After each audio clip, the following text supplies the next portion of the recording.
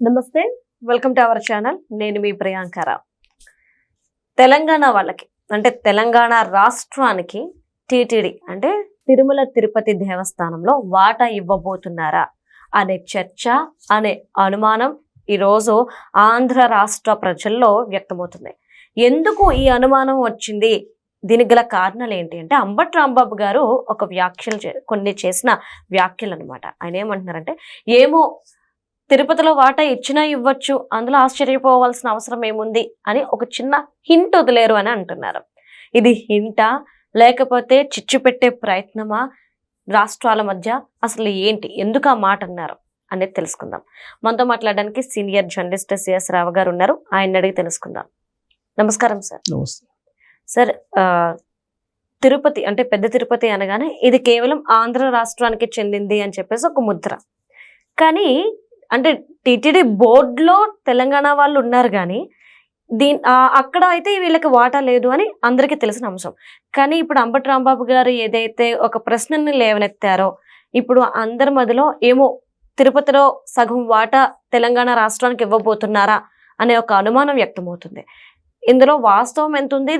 అంబటి రాంబాబు గారు ఎందుకు అలాంటి వ్యాఖ్యలు చేశారు?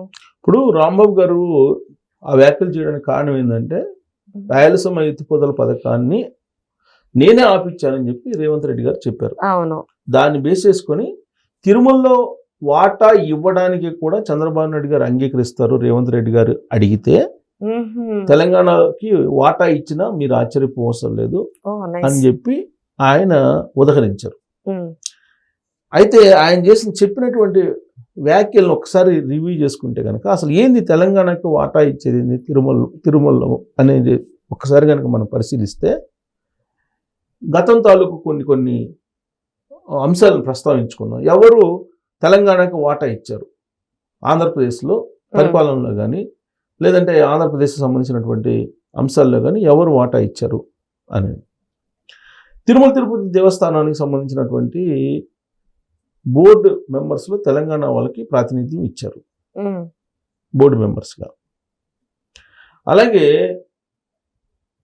ఆ రోజున తెలంగాణకు సంబంధించిన ఎమ్మెల్యేలకి ఎమ్మెల్సీలకి సిఫారసు లెటర్లు ఇచ్చేలాగా జగన్మోహన్ రెడ్డి గారే నిర్ణయం తీసుకున్నారు. దాన్ని ఇప్పుడు చంద్రబాబు గారు కంటిన్యూ చేస్తున్నారు.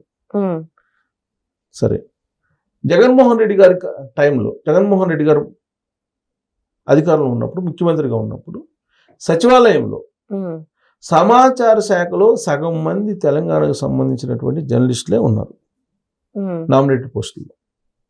సలహాదారుగా తెలంగాణకు సంబంధించినటువంటి జర్నలిస్టులనే సలహాదారులుగా పెట్టుకున్నారు. ఎవరు? జగన్మోహన్ రెడ్డి గారు. అమర్ గారిని, సీనియర్ జర్నలిస్ట్ అమర్ గారు, ఆయన్ని సలహాదారుగా పెట్టుకున్నారు. ఆయన ఉద్యమ సమయంలో ఆయన చేసినటువంటి వ్యాఖ్యలు ఏంటి? మలమూత్రాలు, తెలంగాణ మలమూత్రాలు గోదావరి నదిలో, అంటే గోదావరి వాటర్ గురించి మాట్లాడుతూ, తెలంగాణ ప్రజలు వదిలినటువంటి మలమూత్రాలతో కూడినటువంటి వాటర్ని తాగేటువంటి ఆంధ్ర వాళ్ళు అని చెప్పి అన్నారు. ఇలాంటి వాళ్ళని తీసుకెళ్లి సలహాదారులుగా పెట్టుకున్నాం. మరి పరిపాలనలో తెలంగాణ వాళ్ళకు వాటా ఇచ్చింది ఎవరు? జగన్మోహన్ రెడ్డి గారు. రాజ్యసభ మెంబరు ఆర్ కృష్ణ గారికి ఇచ్చింది ఎవరు? జగన్మోహన్ రెడ్డి గారు. అంటే తెలంగాణ వాళ్ళకి వాటా ఇవ్వాలి అనేటువంటి ఆలోచన చేసింది ఎవరు? వైఎస్ఆర్ కాంగ్రెస్ పార్టీ చేసింది. ఎందుకు చేసింది? జగన్మోహన్ రెడ్డి గారి ఆస్తులు 90% తెలంగాణలో ఉన్నాయి, హైదరాబాద్లో ఉన్నాయి. కాబట్టి వాటా ఏది అడిగితే అది ఇచ్చారు. అసలు జగన్మోహన్ రెడ్డి గారిని ముఖ్యమంత్రిని చేయడానికి కేసీఆర్ గారు పడినటువంటి తపన ఏదైతే ఉందో, అది 2019లో మనం చూస్తే ఒక సందర్భంలో ప్రెస్ మీట్ పెట్టి ద మోస్ట్ వర్స్ట్ అండ్ ఏదో అన్నారు ఆయన, dirtiest politician in the entire world Chandrababu Naidu గారు అని చెప్పి ఆయన వ్యాఖ్యానించారు. అంటే జగన్మోహన్ రెడ్డి గారిని గెలిపించడానికి ఇన్ని పదాలు, ఇన్ని రకాలుగా అవమానించాలి చంద్రబాబు గారిని, అన్ని రకాలుగా అవమానించారు కేసీఆర్ గారు. ఇప్పుడు తిరుమల తిరుపతి దేవస్థానంలో వాటా ఇవ్వబోతున్నారు అని ఒక గాసిప్ అనుకోండి, లేదంటే ఒక ఆలోచనని కానీ రేకెత్తించింది ఎవరు? మళ్ళీ వైసీపీ వాళ్ళే. అంబటి రాంబాబు గారు. అదే. అంబటి రాంబాబు గారు రేకెత్తించారు. అవును. ఈ వాటా అడగడానికి అవకాశం ఉందా అంటే రేపు రాబోయే రోజుల్లో ఒకవేళ ఇన్ కేస్ ప్రభుత్వం మారితే ఈ వాటా అనే అంశం చర్చకు వస్తుంది కదా మళ్ళీ. ఓకే, అంటే వైసీపీ కనుక ఒకవేళ వస్తే అంశం కంపల్సరీ చర్చకు రావచ్చు. చర్చకు వస్తుంది కదా, వచ్చే అవకాశం ఉంది కదా. గతంలో మీరు అబ్జర్వ్ చేస్తే గుర్తు చేసుకుంటే వైఎస్ఆర్ కాంగ్రెస్ పార్టీ అధికారంలో ఉన్నప్పుడు వైఎస్ఆర్ కాంగ్రెస్ పార్టీకి సంబంధించిన మంత్రులు పేరు నాని ఇలాంటి వాళ్ళు 2-3 మళ్ళా ఆంధ్రాని తెలంగాణలో కలిపేస్తాం, మేము అసెంబ్లీలో తీర్మానం చేస్తాం, తెలంగాణలో మేము ఆంధ్రాని విలీనం చేస్తున్నట్టు మేము అసెంబ్లీలో తీర్మానం చేస్తాం, మీరు సిద్ధమైతే అని చెప్పేసి అన్నారా లేదా? అన్నారుగా. మినిస్టర్స్ అన్నారు, బొత్స సత్యనారాయణ గారు కూడా అన్నారు నాకు గుర్తున్నంత వరకు.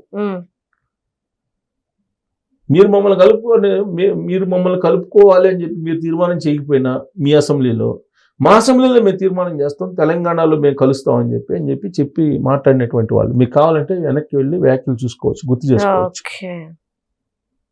ఎందుకు ఆ మాట అన్నారు? ఆస్తులు ఇక్కడ ఉన్నాయి. హైదరాబాద్లో ఇవాళ తెలుగుదేశం పార్టీ వాళ్ళకి కానీ ఎక్కువ మందికి, అటు వైఎస్ఆర్ కాంగ్రెస్ పార్టీకి కానీ లేదంటే ఇతర పార్టీలకు సంబంధించిన పొలిటీషియన్స్కి కానీ ఆస్తులు హైదరాబాద్లో ఉన్నాయి. ఈ ఆస్తుల యొక్క వాల్యూ పెరగాలి, ఈ ఆస్తులు కాపాడుకోవాలంటే తెలంగాణలో ఏ ప్రభుత్వం ఉంటే ఆ ప్రభుత్వానికి జీకొట్టాలి, తప్పదు. దాంట్లో భాగంగా బహుశా అంబటి రాంబాబు గారు తిరుమలలో వాటా కూడా తెలంగాణకి ఇచ్చేద్దాం అనేటువంటి ఒక ఆలోచన ఆయనకు వచ్చిందేమో.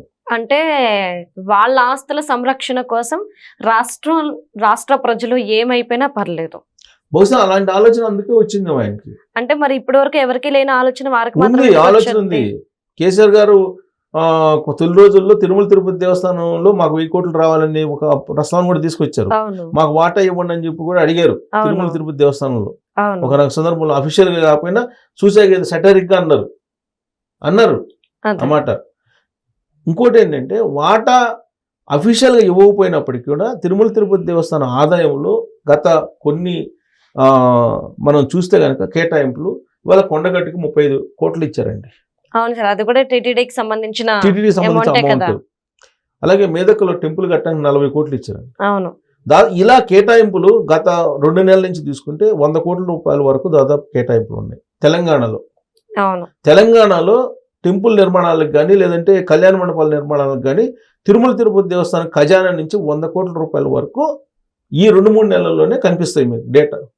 అంటే అఫీషియల్గా వాటా ఇవ్వకపోయినప్పటికీ తెలంగాణకి తిరుమల తిరుపతి దేవస్థానంలో నిధుల పరంగా ఆ వాటా వస్తుంది. బహుశా అందుకే అంబటి రాంబాబు గారు అలాంటిది ఏమన్నా ఆలోచన చేసి అన్నారేమో, ఎవరికి తెలుసు.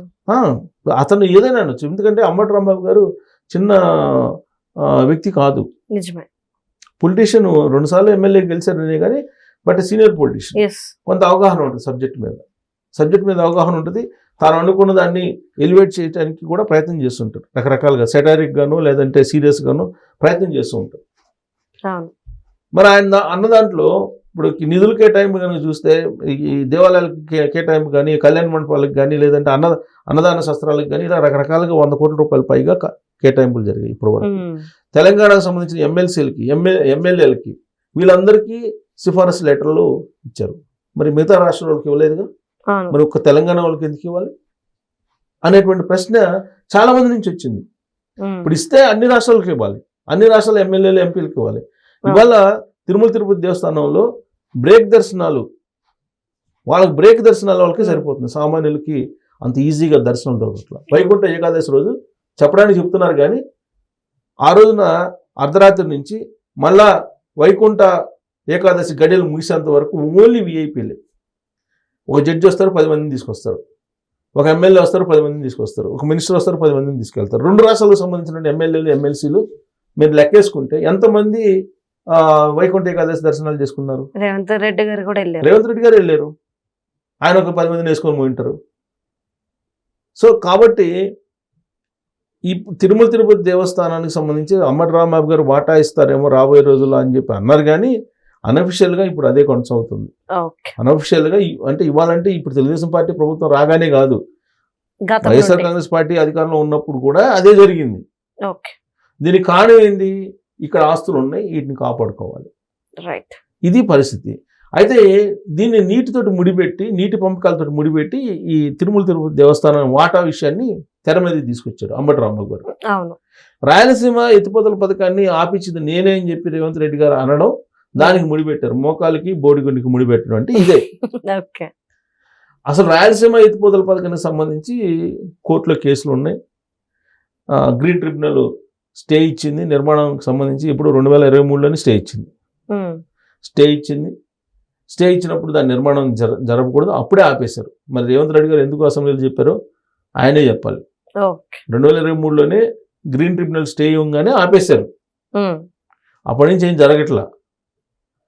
మరి ఇప్పుడు ఎందుకు అది చెప్పారు అనేది అది పొలిటికల్గా ఆయన యాంగిల్లో ఆయన ఆలోచించి చెప్పినట్టున్నారు. అయితే దానికి ఇప్పుడు తిరుమల తిరుపతి దేవస్థానం వాటా అనేది దాన్ని ముడిపెట్టడం అనేది ఇది కొత్త అంశం.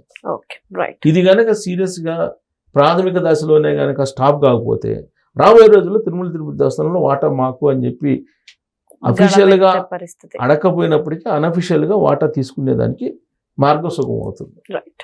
Thank you so much sir.